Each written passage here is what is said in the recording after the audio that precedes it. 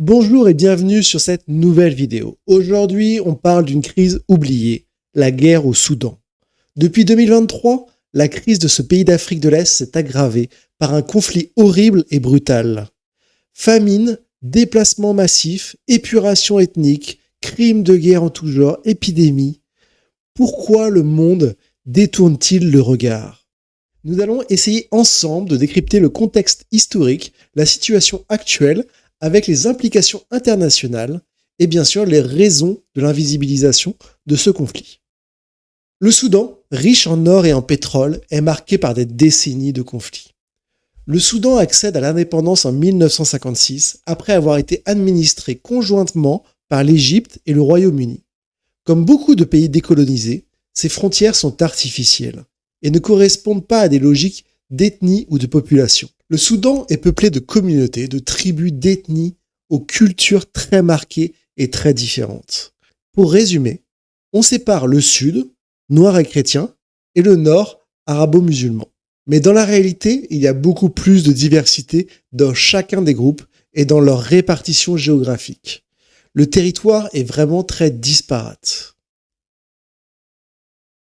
Suite à de nombreuses décennies de guerre civile, le Soudan du Sud obtient son indépendance en 2005. Cela prive le Soudan de ses ressources en pétrole et déstabilise la position du dictateur en place depuis 1989, Omar al-Bashir.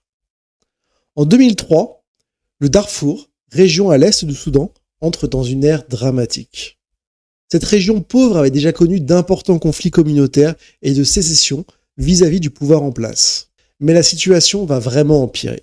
Des populations arabes, poussées par des sécheresses, sont descendues du nord pour les quelques parcelles de terre verte du centre du Darfour, ce qui a créé des conflits avec les populations locales. Le pouvoir en place de Omar al-Bashir a décidé d'armer ces milices arabes venant du nord dans l'optique de se débarrasser des mouvements rebelles du Darfour. Ces milices sont les Janjaweed, qui deviendront plus tard les forces de soutien rapide FSR, quand ils seront intégrés à l'armée.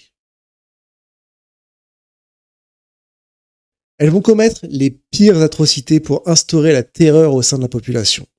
Il s'agira d'une véritable catastrophe humanitaire, d'un génocide. En 2019, le peuple soudanais se révolte et aspire au renversement de Omar al-Bashir, le dictateur depuis 30 ans.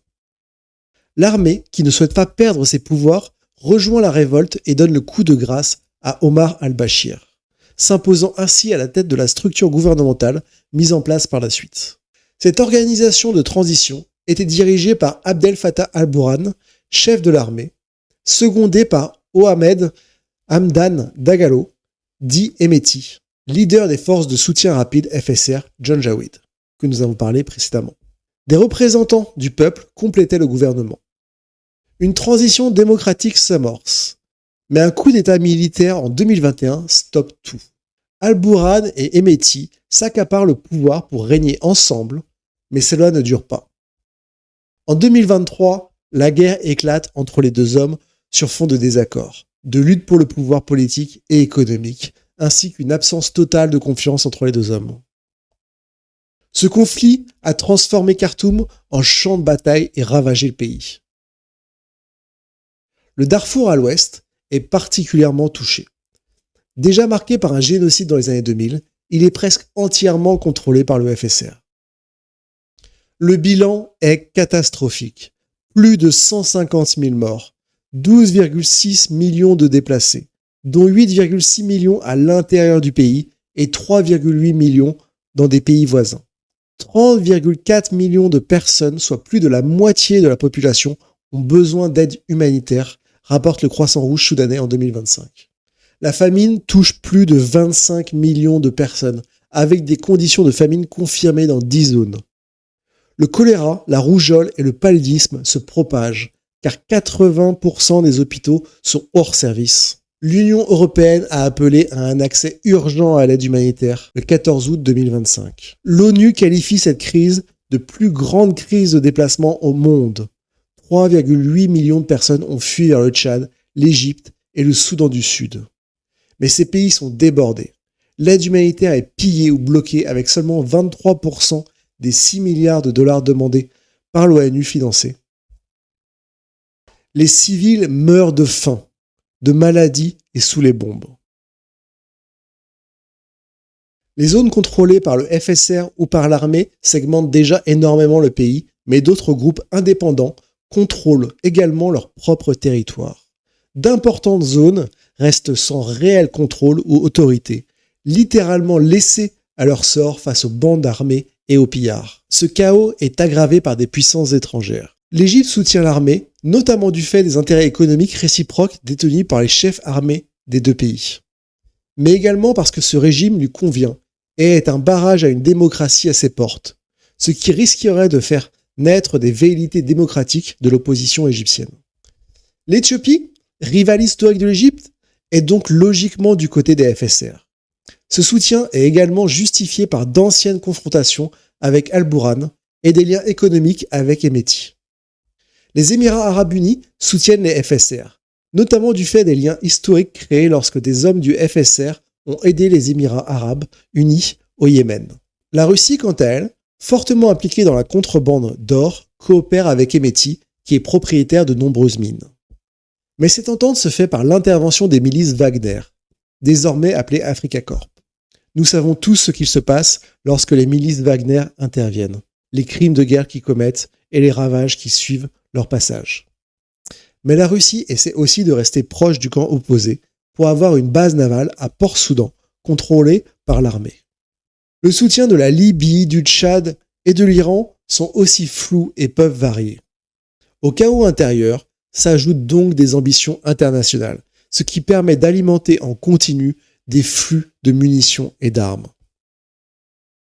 Face à l'ampleur des drames qui se jouent, pourquoi tout cela se déroule dans un silence assourdissant, au contraire d'autres conflits comme en Ukraine ou en Israël?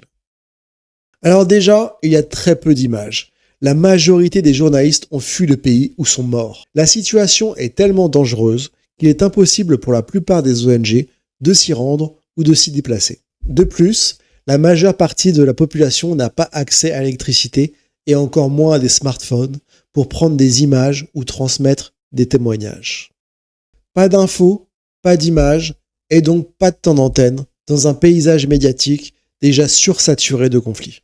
Également, le Soudan bénéficie beaucoup moins d'une caisse de résonance internationale, contrairement à d'autres conflits. Par exemple, l'Ukraine, ça touche directement l'Europe, l'OTAN. Les enjeux géopolitiques sont beaucoup plus proches, entre guillemets, pour nous. Les diplomates et politiques sont donc très actifs, très concernés, ce qui crée par définition de l'actualité. Pour Israël, de par son histoire, sa population est constituée par des communautés du quatre coins du monde, avec beaucoup de binationaux ou partageant leur vie et leur cœur entre leur pays d'origine et Israël. C'est un melting pot du monde. Ce qui se passe donc dans la région est répercuté partout dans les grands médias. L'Occident est à l'origine de cette situation, de la création d'Israël. Nous avons installé et laissé faire. Cela a forgé nos liens et notre coopération avec Israël. Ce qui se passe donc à Gaza nous touche plus directement et surtout nous met face à notre propre responsabilité et complicité dans ce qui est en train d'advenir sur place. Le Soudan ne bénéficie pas de cette proximité. Ce pays nous paraît donc beaucoup plus loin. Et il est assimilé à la guerre, au chaos, aux catastrophes. Il n'a connu que ça depuis des décennies. Cela peut paraître finalement normal pour nous de notre vision. Nous en sommes habitués. Et bien sûr, il y a les biais racistes, bien loin de l'image occidentale, accroissant encore la distance et faisant que les gens ont plus de difficultés à s'assimiler à la situation. Mais avant tout, ce qui rend réellement difficile de parler de ce conflit, c'est la complexité de la situation. Une multitude de groupes armés, d'ethnies, de communautés, regroupés dans deux factions, avec en plus des groupes rebelles différents et indépendants. Et au beau milieu de tout ça, une population qui subit l'horreur et aspire à la démocratie. À cela s'ajoutent les enjeux et intrigues internationaux. C'est un véritable sac de nœuds. Et impossible de choisir un camp. Aussi bien Hemeti que Al-Bourhan sont des monstres, des criminels de guerre, responsables des pires horreurs. Ils se battent pour leur propre objectif. Il n'y a pas d'argument qui pourrait être utilisé pour choisir ce camp de protection de population ou de défense face à des puissances étrangères, comme par exemple la Russie qui justifie son invasion par une mise en danger de l'OTAN qui le menacerait. Il n'y a pas cette possibilité d'avoir ces arguments-là. Ces deux monstres qui s'affrontent uniquement pour leurs propres intérêts. Et dans le monde d'aujourd'hui, ce qui alimente les débats, c'est le conflit entre des camps bien définis. Que ce soit Russie-Ukraine ou Israël-Palestine, les camps sont identifiables. Ils ont leurs défenseurs qui vont s'affronter et se radicaliser les uns les autres, générant des vues, du trafic, de l'engagement, et donc, in fine, une offre politique et médiatique en adéquation. Ainsi, une chape de silence s'est abattue sur le Soudan. Et les pires atrocités continuent de se dérouler dans l'indifférence mondiale. Que pouvons-nous faire ? Informez-vous et partagez cette vidéo pour briser le silence. Soutenez des ONG comme Médecins sans frontières ou le Programme alimentaire mondial via leur site officiel. Exigez des solutions diplomatiques auprès de vos élus. Des initiatives locales comme les équipes d'urgence soudanaises montrent qu'il y a de l'espoir, mais elles ont besoin de nous. Le Soudan, c'est loin, mais c'est une tragédie humaine qui nous concerne tous. Ensemble, faisons entendre leur voix. Sortons-les du silence. Merci d'avoir regardé cette vidéo. Si cette vidéo vous a touché, plu, likez, partagez et abonnez-vous. Dites-moi en commentaire ce que vous pensez de la situation au Soudan et comment on peut aider. Quelles pourraient être les solutions ? Quelles pourraient être les issues diplomatiques qui nous permettraient de sortir de cette catastrophe ? Ensemble, gardons les yeux sur le Soudan.